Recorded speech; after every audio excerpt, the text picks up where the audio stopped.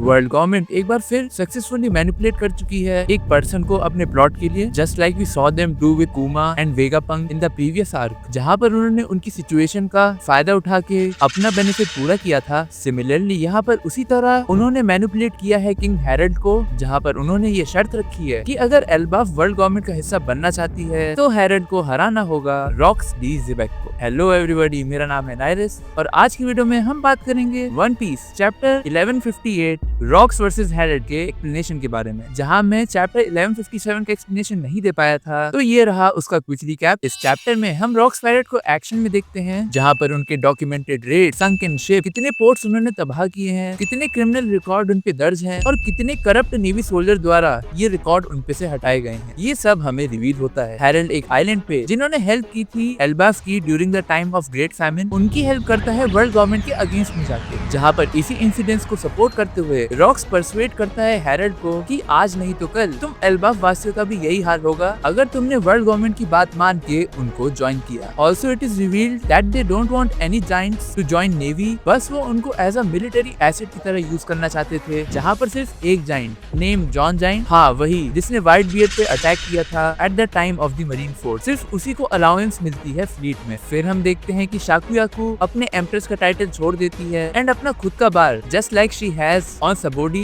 वो वैसा ही सेम बार हाचिनोसु पे खोल देती है। शाकी को हाचिनोसु पे देख रॉक्स पायरेट के लड़कों का दिल गार्डन गार्डन हो जाता है। और लास्टली हमें सेंट शेफर्ड जुपिटर्स ऑर्डर देते हुए दिखता है हैरल्ड को कि अगर उसे वर्ल्ड गवर्नमेंट में अपनी जगह चाहिए तो उसे रॉक्स को मारना होगा। अब आगे ओके, सो चैप्टर का नाम हमें रॉक्स वर्सेस हैरल्ड बताया जाता है और इसके कवर पे ज्यादा कुछ नहीं, बस हमें रिवील होता है कि गेको मोरिया एक्चुअल में कजिन है कोजुकी ओडेन का। सो या what a mind blowing reveal, ये गेको मोरिया एक्चुअल में कोजुकी मोरिया है। इस रिवील के बाद मेरा दिमाग सीधे वो उस एक रैंडम सीन की तरफ जाता है फ्रॉम वानो आर्क, जहाँ पर हमें मोरिया फाइट करते हुए दिखाई देता है काइडो के against. At the time we knew कि अगर उसको रियुमा के कॉर्प्स को थ्रिलर बार्क में लाना था तो उसका वानो में होना बहुत ही ज्यादा जरूरी था, बट द फैक्ट कि वो डामियो था वानो के रिंगो रीजन का, आई गेस ये चीज किसी ने भी एक्सपेक्ट नहीं की थी। ऑल्सो उसके पास खुद का पायरेट क्रू था उस टाइम का, जहाँ पर most of the people of Wano को ये पता ही नहीं था कि बाहर की दुनिया कैसी है। इवन यहाँ पर ओडेन को भी नहीं पता था। इस रिवील के साथ I want to make a separate video on this topic. Like यहाँ पर कुछ चीजें कनेक्ट होते हुए हमें दिखाई देती हैं, लाइक पेरोना कजन है डोको की एंड एटसेट्रा। एनीवेज चैप्टर की शुरुआत में हम रॉजर को सैड देखते हैं एज शाकी ने अपना बार खोल लिया है हाचिनोसु पे, जिसका मतलब है कि उसने कूजा पायरेट्स को छोड़ दिया है और वो अब उससे कभी भी नहीं मिल पाएगा। ऐसा एटलीस्ट रॉजर पायरेट्स को लग रहा था, बट आगे हमें रिवील होता है कि रॉजर प्राइवेटली बात करता है रेली से। रॉजर कहता है कि उनकी लास्ट एनकाउंटर में उसको ये पता था कि लेडी शाकी के साथ कुछ तो दिक्कत है जो वो वहाँ पर रिवील नहीं करना चाह रही, like some health related issue, जिसकी वजह से उसने कूजा पायरेट को क्विट किया। बट रॉजर को रेली की जेब से एक लव लेटर मिलता है रिटन बाय शाकुयाकू, जिसमें लिखा होता है कि तुम सब कुछ छोड़ के मेरे पास आ जाओ। रॉजर रेली पे भड़क पड़ता है कि क्या इसका मतलब ये है कि उसको इस चीज में कोई भी इंटरेस्ट नहीं, बट रेली कहता है कि वो यहाँ पर झूठ बोलेगा अगर वो ऐसा कहता है कि वो शाकुयाकू से प्यार नहीं करता। इट्स जस्ट द फैक्ट कि वो अभी रॉजर पायरेट्स को नहीं छोड़ना चाहता। रॉजर यहाँ पर ठान लेता है कि वो शाकुयाकू को अपना बना कर रहेगा as true pirate always plunder till they get the prize, but उसके लिए उनको अपने राइवल पायरेट क्रू रॉक्स के आइलैंड हाचिनोसु पे जाना होगा। नेक्स्ट हम 40 साल पहले देखते हैं होली लैंड ऑफ मरीजॉय को, जहाँ पर गार्लिंग फिगारलैंड हमें रिपोर्ट करते हुए दिखाई देता है गोरोसेको अबाउट गॉड वैली, कि कैसे उन्होंने वर्ल्ड गवर्नमेंट की मेंबरशिप को डिक्लाइन कर दिया है और उसको कुछ ऐसा पता चला है आइलैंड के बारे में कि इवन गोरो से और यहाँ तक कि इमुसामा भी सरप्राइज हो जाए।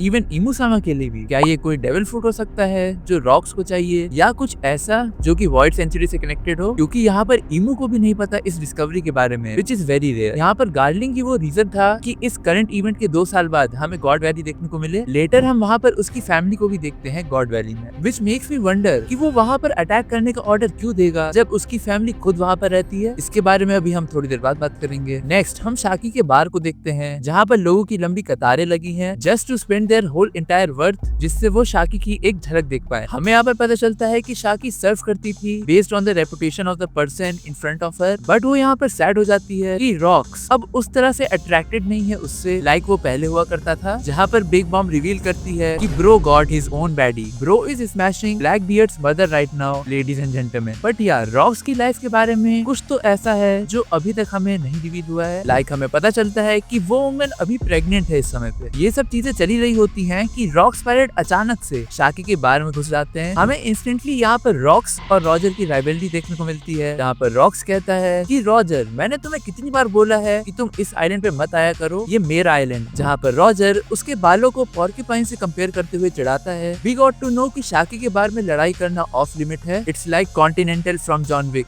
जहाँ बाहर लगी उस लंबी कतार को डोमिनेट करते हुए रॉजर एंट्री करता है शाकी के बार में। Whitebeard is a kind of a guy जिसको शोर शराबा पसंद नहीं, और वो वहाँ से चला जाता है। शाकी रॉजर से पूछती है कि क्या तुमने रेली को देखा है, जहाँ पर रॉजर कहता है कि वो अभी शिप पे ड्रिंक साके गा रहा है और उसकी तबीयत अभी कुछ ठीक नहीं। बट वी ऑब्वियसली नो कि वो यहाँ पर शाकी को डॉज करने की कोशिश कर रहा है उसके प्रपोजल के रिगार्डिंग। ग्लोरियोसा यहाँ पर अचानक से कूद पड़ती है रॉजर के ऊपर, जहाँ पर रॉजर कहता है कि उसको ये लवी डवी टाइप की लड़कियां पसंद नहीं। Well at least we know now कि एटलीस्ट पोर्टुगास डी रूज का नेचर कैसा रहा होगा। बट रॉजर यहाँ पर इंस्टेंटली रियलाइज कर लेता है कि शाकी को रेली पसंद है और वो यहाँ पर उसके बारे में कुछ नहीं कर सकता। वो यहाँ पर पूछता है कि व्हाइट बियर्ड कहाँ पर है, आज रात वो उसके साथ 2 बजे तक पिएगा। ये यहाँ पर सटल रेफरेंस है एस की तरफ, जहाँ पर व्हाइट बियर्ड उसका मेंटर हुआ करता था एंड रॉजर यहाँ पर उसको जेन्युइनली एज अ फ्रेंड देखता है। वेल अगर देखा जाए तो जितनी हेल्प रॉजर की व्हाइट बियर्ड ने की है उतनी शायद किसी और कैरेक्टर ने ना की हो, चाहे वो ओडिन को लोन पे देना हो पॉनिग्लिफ रीड करने के लिए, या फिर बचपन से लेके अडल्ट तक एस की परवरिश ही क्यों ना हो, he was always there at all times. We got to know कि ये पायरेट्स का पीसफुल एनवायरनमेंट सिर्फ शाकी के बार तक सीमित था। इसके बाहर निकलते थिंग्स गॉट रियल और यहाँ पर हमें इन जानवरों की लड़ाई देखने को मिलती है। बैक एट एल्बाफ हम येट अनदर एक कॉन्करस क्लैश को देखते हैं रॉक्स और हेरेड के बीच का, which was strong enough to send everything flying in the realm of dead. Rocks was heartbroken to know कि हेरेल्ड आखिर किस हद तक गिर चुका है एल्बाफ को वर्ल्ड गवर्नमेंट में जगह देने के लिए। वो यहाँ पर कहता है कि क्या इस चीज के लिए अपने दोस्त को मारना वर्थ इट है। वो कहता है कि तुम सिर्फ एक पपेट बन के रह जाओगे, एक मिलिट्री एसेट बन के रह जाओगे। वो यहाँ तक ये भी कहता है